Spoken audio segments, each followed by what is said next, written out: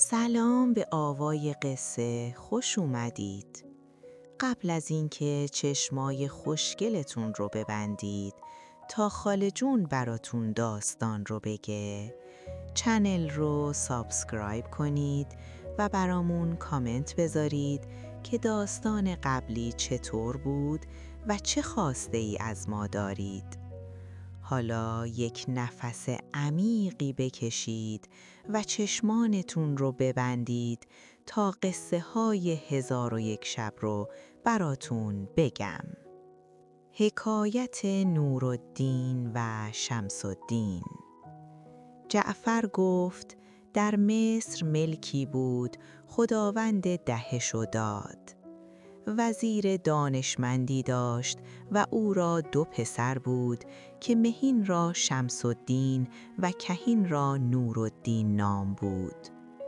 چون وزیر درگذشت ملک محزون شد و پسران او را بخواست و خلعت شایسته در خور هر یک داده گفت غم مخارید که شما در نزد من رتبت پدر خود دارید. پسران وزیر خرسند شدند و زمین ببوسیدند، پس هر کدام هفته‌ای شغل وزارت همی گذاشت.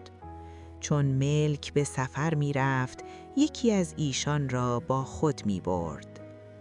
شبی که در بامداد آن شب ملک قصد سفر داشت و نوبت رفتن با شمس الدین بود، 2 برادر با یکدیگر به حدیث اندر نشسته از هر سو سخن راندند تا اینکه شمس الدین با برادر کهیر گفت همی خواهم که هر دو در یک شب زن بگیریم و اگر خدای تعالی بخواهد به یک شب آبستن شوند و به یک شب زن تو پسری و زن من دختری بزاید، دختر را به پسر کابین کنیم. نورالدین گفت به مهر دختر چه خواهی گرفت؟ شمس الدین گفت 3000 دینار زر و 3 باغ و 3 مزرعه خواهم گرفت. نورالدین گفت تو باید دختر خود را به رایگان دهی و مهر از من نستانی، زیرا که من و تو در وزارت در یک پایه و رتبتیم و پسر من از دختر تو بسی برتر است و نام نیک پدران با پسر زنده میماند. شاید قصد تو این باشد که دختر به پسر من ندهی، که پیشینیان گفتند اگر خواهی که با کسی معامله نکنی به کالای خود قیمت گران بنه. شمس الدین گفت ترا خرد می‌بینم که پسر خیش را از دختر من برتر دانی و خیشتن را با من به رتبه یکسان سماری و نمی‌دانی که من ترا به مهربانی در وزارت درآوردم و قصدم این بوده است که یار شاطر باشی نه بار خاطر. اکنون که این سخن گفتی هرگز دختر به پسر تو عقد نکنم، هرچند در و گوهر به خروار دهی. و هرگاه مرا سفر در پیش نبودی دانستی که با تو چه سان کنمی. ولی پس از آن که از سفر باز بیایم با تو مکافات این سخنان کنم. چون نورالدین اینها بشنید به خشم اندر شد، ولی پوشیده داشت تا اینکه شمس الدین با ملک برفتند و نورالدین خرجینی را پر از زر و گوهر کرده سخنان برادر را که چه سان خود را برتر داشته و نورالدین را پست‌تر انگاشته به خاطر آورد و این بیت برخواند اینجا نه حشمت است مرا نه نعمت است، جایی روم که حشمت و نعمت بود مرا. اسب بخواست، خادم برفت و اسبی زین کرده بیاورد. نورالدین خرجین به قرپوس زین انداخته بر اسب نشست و گفت کسی با من آمدن لازم نیست، زیرا که بیرون شهر به تفرج می روم. پس توشه ای کمی برداشته از مصر راه بیابان گرفت و همی رفت تا به شهر بلیس رسید و از اسب به زیر آمده خردلیی بخورد و شبی برآسود. پس از آن توشه برداشته از شهر بیرون شد و همی رفت تا به شهر قدس رسید. از اسب به زیر آمده برآسود و خوردنی بخورد و از سخنان برادر همچنان به خشم اندر بود. پس آن شب در آنجا بخفت. بامداد سوار گشته همی راند تا به حلب رسید. به کاروانسرایی فرود آمد، 3 روز در آنجا برآسود. دیگر بار به باره بنشست و از شهر به در آمدم و نمیدانست به کدام سو رود. سرگشته همی رفت تا به بصره رسیده به کاروانسرایی فرود آمد. خرجین از اسب بگرفت و سجاده به یکی از مکانهای نظیف کاروانسرا گسترد بنشست و اسب را با زین زرین و مرصع به دربان کاروانسرا سپرده گفت: اسب بگردان. او نیز اسب همین گردانید. اتفاقاً وزیر بصره در منظره قصر خود نشسته بود. چشمش به اسب افتاد و زین و لغام گران قیمت او را بدید. گمان کرد اسب وزیری از وزرا یا ملکی از ملوک است. در حال خادم کاروانسرا را بخواست و از صاحب اسب باز پرسید. خادم گفت: خداوند اسب پسر 18 ساله نیکو شمایلی است و از محتشم زادگان بازرگانان است. وزیر چون این بشنید برخاسته سوار شد و به کاروانسرایی بیامد. چون نورالدین دید که وزیر بدان سو می آید بر پای خاست و پیش آمده سلام کرد. وزیر از اسب به زیر آمده نورالدین را در بغل گرفت و خود بنشست و او را نیز به پهلوی خود بنشاند و گفت: ای فرزند، از کجا و چرا آمده ای؟ نورالدین گفت: از مصر می آیم و پدرم وزیر مصر بود درگذشت. پس آنچه در میان خود و برادر گذشته بود بیان کرد و گفت: اکنون قصد بازگشتن ندارم، به شهرهای دور سفر خواهم کرد. چون وزیر سخنان نورالدین بشنید گفت: ای فرزند، از پی هوا و هوس مرو و در هلاک خویشتن مکوش. نورالدین سر به زیر انداخته هیچ نگفت. آنگاه وزیر برخاسته نورالدین را به خانه خیش برد و در محل نیکویی جای داد و گفت: ای فرزند، مرا پایان عمر است و از فرزند نرینه بی نصیبم. دختری دارم که در نیکویی و شمایل ترا همی ماند. بزرگان او را خواستگاری کرده اند، من نداده ام، ولی مهر تو اندر دلم جای گرفته. میخواهم که دختر به تو کابین کنم. اگر دعوتم را اجابت خواهی کرد پیش ملک رفته بگویم پسر برادرم از مصر آمده. تو او را به جای من وزیر خود گردان که من پیر گشتم. نورالدین چون این بشنید سر به زیر افکنده گفت: آری. وزیر شاد شد و بزرگان دولت و خردمندان بازرگانان را دعوت کرده با ایشان گفت که برادرم در مصر وزیر بود و 2 پسر داشت و مرا چنان که دانید جز دختری نیست و برادرم با من پیمان بسته بود که من دختر خیش را به یکی از پسران او بدهم. اکنون برادرم دانسته که دختر در خور شوهر است، پسر خود پیش من فرستاد. من نیز میخواهم که دختر به تو کابین کنم. رأی شما در این کار چیست؟ همگی رأی وزیر پسندیدند و شربت خورده گلاب بفشاندیدند و از مجلس پراکنده گشتند. آنگاه وزیر نورالدین را خلعت فاخری پوشانده به گرمابه اش فرستاد. چون از گرمابه در آمد به پیش وزیر شد، دست وزیر را بوسید. وزیر نیز جبین او را بوسه داد. گفت بدانید که در عهد هارون الرشید پدر من بازرگانی توانگر و از اکابه بغداد بود و به می کشیدن و سماع و طرب عمر همی گذاشت. چون درگذشت چیزی از او به میراث نماند. من او را به خاک سپرده عزا گرفتم و چند روز محزون بودم. پس از آن دکان بگشودم. متاعی در دکان نیافتم.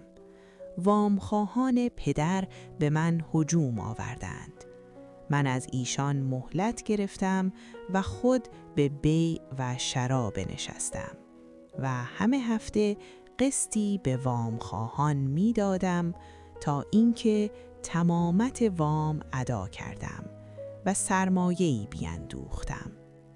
پس از آن روزی از روزها در دکه نشسته بودم.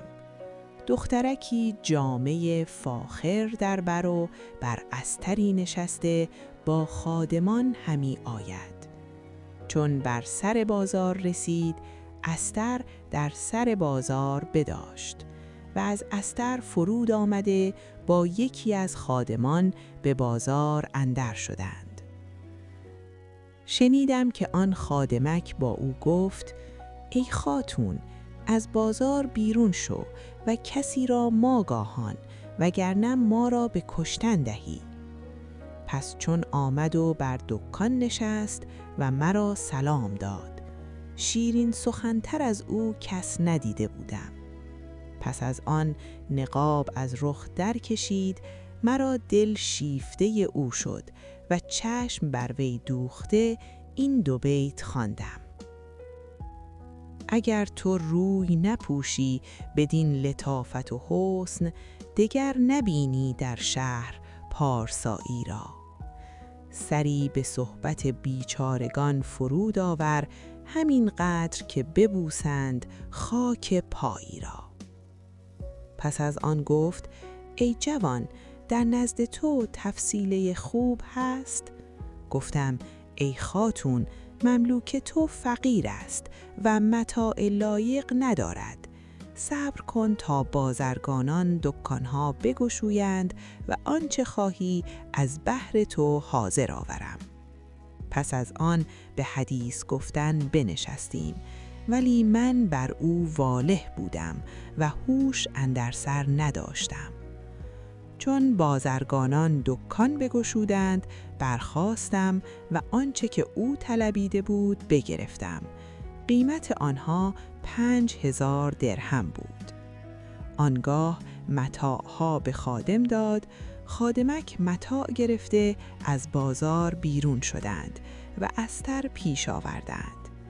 آن حوروش بر استر سوار گشت و به من نگفت که از کجایم و کیستم و من نیز از شرم مکان او نپرسیدم و قیمت متاعها به ذمت گرفتم و غرامت 5000 درهم به خود همرار کردم و به سوی خانه باز آمدم، ولی از محبت او مست بودم. چون خوردنی بیاوردند نتوانستم خورد و خواستم که بخوابم، نیارستم خفت. تا هفته‌ای بدین حالت بودم که بازرگانان قیمت مطالبه نمودند. 1 هفته از ایشان مهلت گرفتم.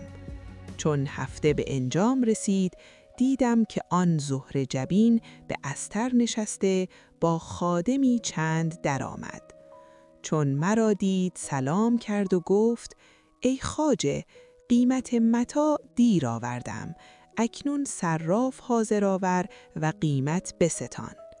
من صراف حاضر آورده قیمت گرفتم و با آن پری پیکر به حدیث اندر بودم تا بازاریان بیامدند و بازرگانان حجره بگشودند.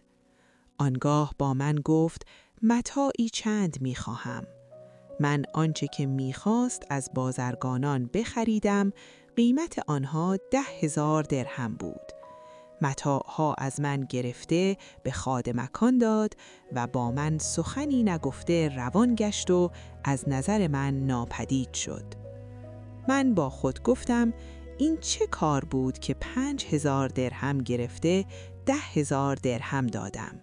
پس اندیشه از تلف شدن مال مردم کردم و از افلاس خود ترسیدم و گفتم بازرگانان جز من کسی نمی شناسند و این زن محتاله بود که تجربت من کمتر یافته مرا با حسن و جمال خیشتن فریب داد و منزل خود با من نگفت.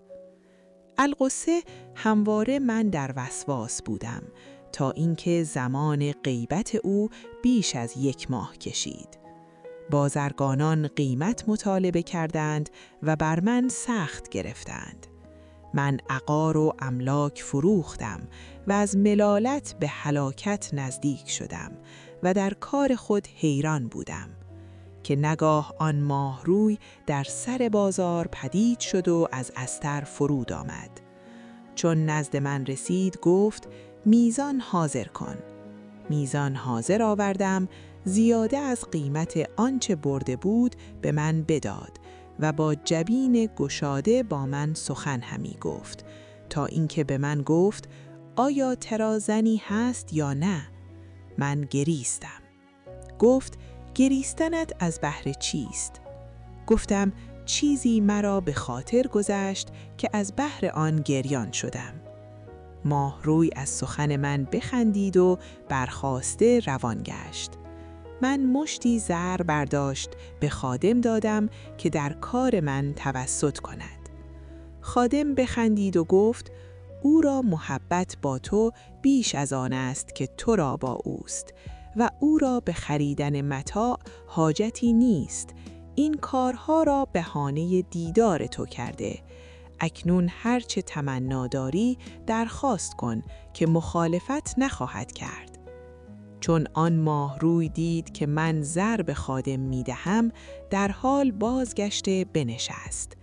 من با غایت فروتانی هرچه در دل داشتم با او گفتم. از سخن من خرسند شد و دعوتم را اجابت کرد و به من گفت این خادم رسول من است.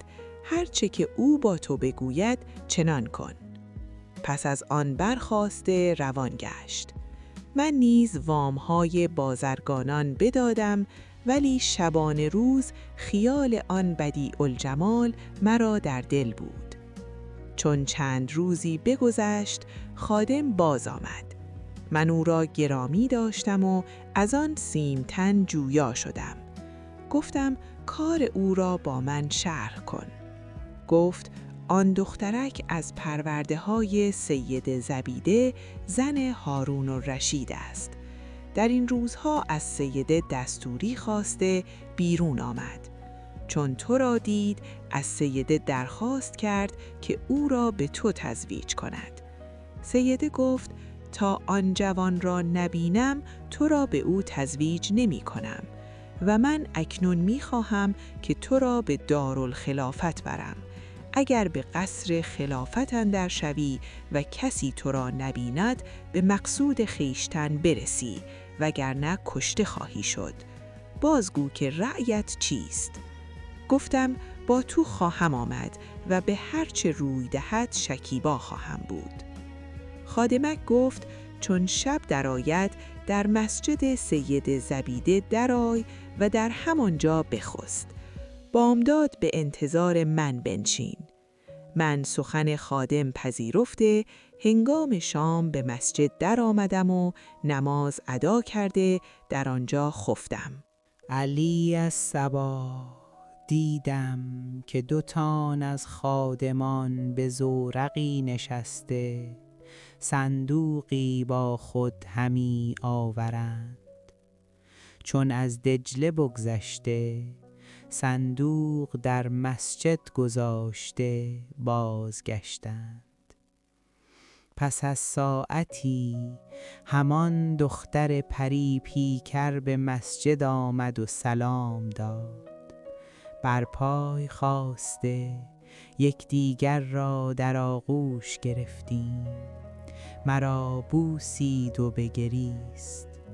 پس از آن مرا در صندوق نهاد. وقتی که چشم بگشودم خود را در قصر خلیفه یافتم. هدیه‌های بسیار پیش من آوردند که قیمت آنها 50,000 درم بیش بود. آنگاه دیدم 20 تن از کنیزکان دوشیزه و سید زبیده در میان ایشان چون ماه در میان ستارگان پدید آمدند. من برخاسته زمین بوسیدم و بر پای ایستادم. اجازت نشستنم داد. چون نشستم از شغل و نسبم باز پرسید. من شغل و نسب بیان کردم. فرحناک شد و گفت منت خدا را که تربیت من در حق این دخترک ضایع نشد و با من گفت بدان که این دختر در نزد ما به جای فرزند است. من او را به ودیعت به تو می سپارم. چون این سخن شنیدم در حال زمین بوسه دادم و شکر گزاردم. سید زبیده فرمود که 10 روز در آن مکان بمانم. من 10 روز بماندم و در آن 10 روز آن دختر را ندیدم. کنیزکان دیگر به خدمت من مشغول بودند.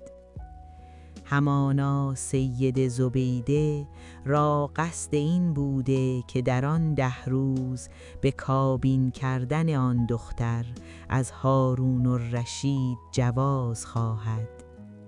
پس از آن سید زبیده قاضی و گواه حاضر آورده دختر را به من تزویج کردند. 10 روز دیگر من در بصر بودم. پس از آن دختر را به گرمابه بردند و خوانی از بهر من بیاوردند که همه گونه خوردنی در خوان فرو چیده بودند و ظرفی زرباجه نیز در اخوان اندر بود.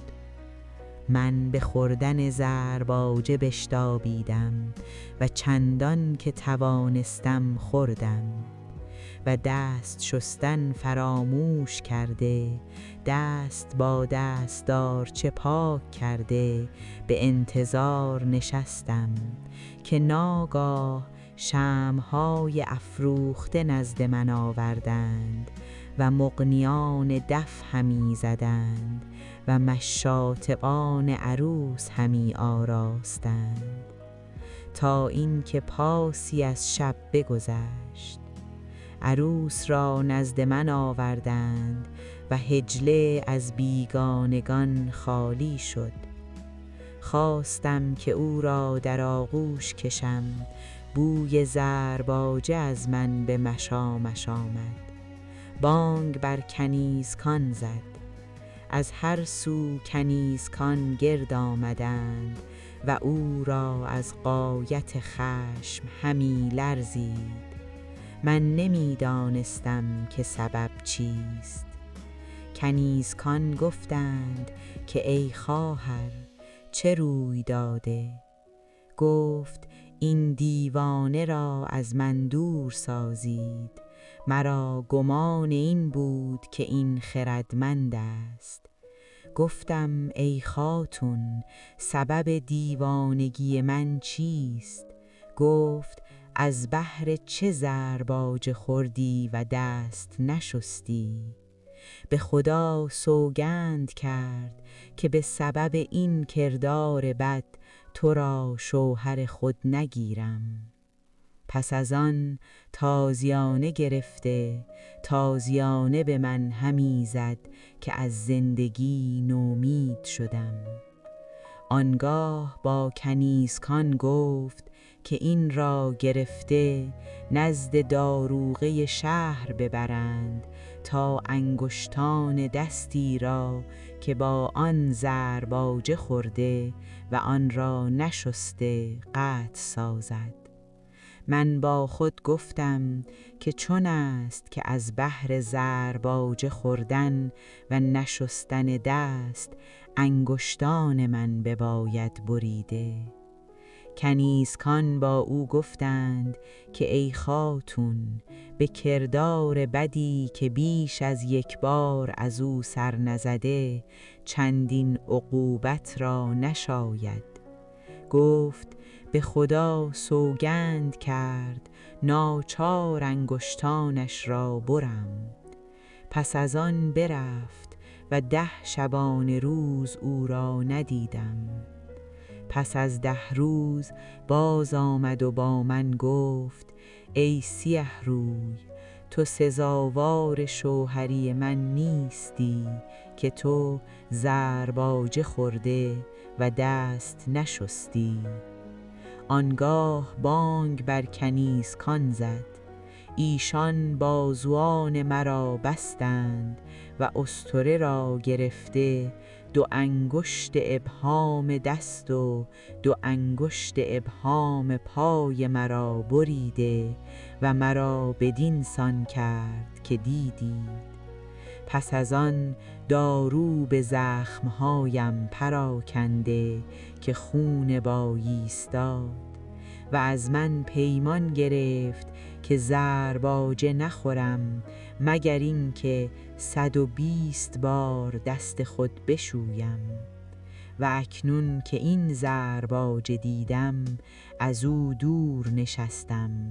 چون شما به خوردنم ابرام کردید، عهد به جای آورده دست خویش بدین سان شستم که دیدید.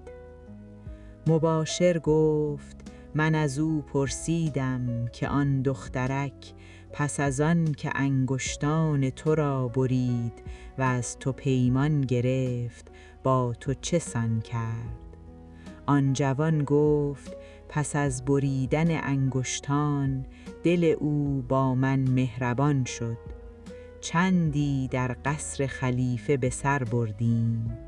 روزی دخترک 50,000 دینار زر به من داد و گفت که خانه بخر. من خانه خریدم و آنچه که در قصر داشتیم به آن خانه بردیم.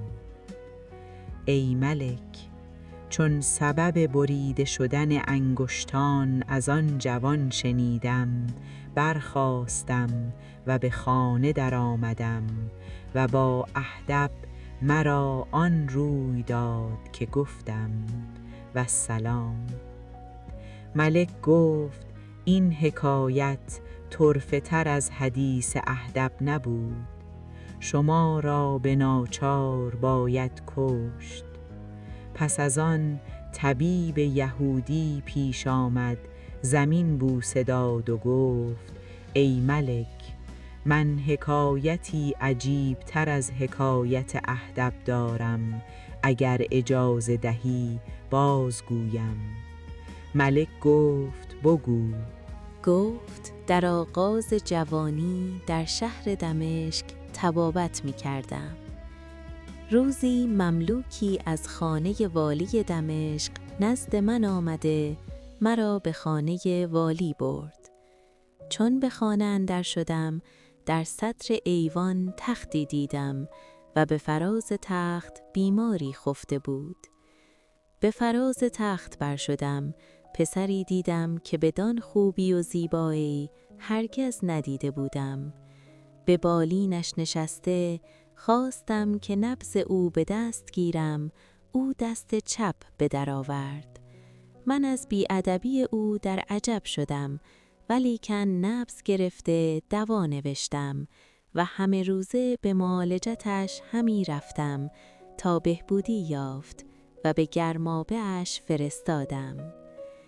از گرمابه بیرون آمده خلعتی به من داد و بیمارستان دمشق را به من سپرد. روزی گرمابه را از بیگانگان خلوت کرده مرا با خویشتن به گرمابه برد. چون جامه برکند دیدم که دست راست او بریده است. شگفت ماندم و محزون گشتم و در تن او اثر زخم تازیانه دیدم. انگشت فکرت به دندان گرفته حیران بودم. چون او حیرت من بدید با من گفت: ای حکیم زمان، از کار من در عجب مشو. چون از گرمابه بیرون رویم حدیث خود با تو بگویم. چون از گرمابه به در شدیم و به خانه اندر خوردنی بخوردیم، گفتم حدیث بازگو. گفت: بدان که من از شهر موصلم. چون جد من درگذشت 10 پسر از او بماند که یکی پدر من بود. چون برادران بزرگ شدند و زن گرفتند، خدای تعالی مرا به پدرم ارزانی فرمود و برادران دیگر بهره از فرزند نداشتند و به من فرحناک بودند. چون من بزرگ شدم روزی با پدر خود در جامع موصل نماز کردیم و مردم از مسجد به در شدند. به جز پدر و عموهای من کس نماند. از هر سوی هر گونه سخن می گفتند و شهرهای عجیب همیشه مردند تا اینکه سخن مصر در میان آمد. عموهای من گفتند که از بازرگانان شنیده ایم که در روی زمین نزهتگاهی بهتر از مصر و رود نیل نیست و شاعر در مدحت مصر و رود نیل نیکو گفته: نیست شهری در جهان چون شهر مصر، نیست رودی در جهان چون رود نیل. آن یکی اندر طراوت چون بهشت، وان یکی اندر حلاوت سلسبیل. پس ایشان مصر را بسی ستودند، مرا خاطر به مصر مشغول شد.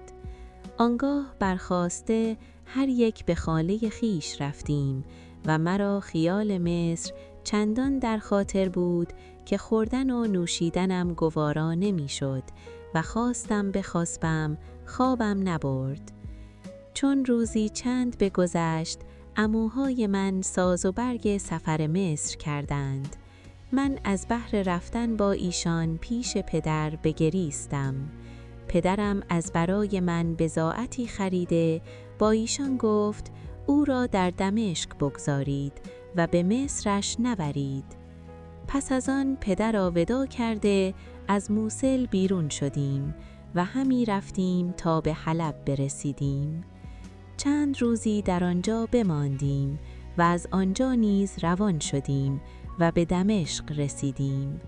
دیدیم شهری است سبز و خرم که درختان بسیار و نهرهای روان و به فردوس همی ماند. در کاروانسرایی فرود آمدیم. اعمام من بضاعت مرا بفروخته به 1 درم 5 درم سود کرد. از آن سود شادمان شدم. پس از آن اعمام مرا در همانجا گذاشته به سوی مصر رفتند.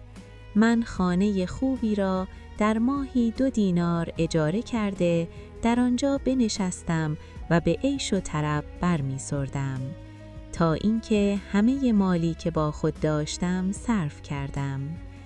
روزی به در خانه نشسته بودم. دختر قمر منظری که جامه‌های حریر در برداشت پدید آمد. من اشارتی به او کردم. بی مضایقه به خانه اندر شد و در خانه را بازگردانده نقاب از رخ برکشید و چادر به 1 سو نهاد. بدیع الجمالش یافتم. دلم به مهرش بنهادم. پس از آن برخاسته میوه و حلوا حاضر آوردم و سفره شراب گستردم. با همدیگر ساغر همی کشیدیم تا اینکه مست شدیم و خفتیم. بامدادان 10 دینار زر بدو دادم، زر نستاد و 10 دینار هم به من داد که با این دینارها نقل و شمع و می و عود آماده کن و پس از 3 روز هنگام شام انتظار مرا بکش. این سخن گفته مرا وداع کرد و برفت و عقل من با خود برد. چون 3 روز بگذشت آن پری روی باز آمد و خود را بیش از پیش آراسته و جامه زیباتر از نخست در برداشت. من نیز همه چیز آماده کرده بودم. خوردنی بخوردیم و به می کشیدن بنشستیم. چون مست شدیم در آغوش همدیگر خفتیم. بامدادان 10 دینار زر داده گفت روز 30 به انتظار مرا بکش. من روز 30 می و نقل و ریحان و خوردنی ها آماده کرده، هنگام شام شمع آفروخته و عود سوخته، چشم به راه دوخته که از در درآمد. من بر پای خاسته گفتم آمدی وه که چه مشتاق و پریشان بودم. چون برفتی ز برم صورت بیجان بودم. چون بنشست گفت آقای من زیبا هستم؟ گفتم آری به خدا سوگند. من چون تو به دلبری ندیدم، گلبرگ چنین طری ندیدم.